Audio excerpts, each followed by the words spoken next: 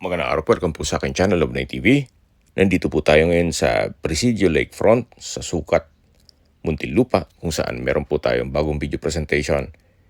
Isang condo unit na may parking lot o parking space.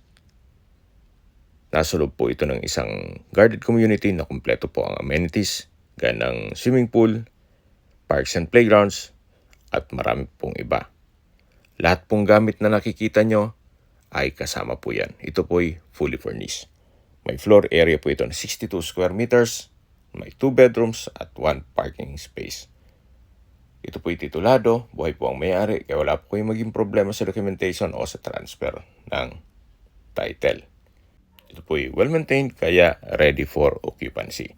Binebenta po ito ni owner sa halagang 7.5 million pesos net. Ibig pong sabihin si buyer na ang sasagot sa lahat ng taxes at expenses with regards to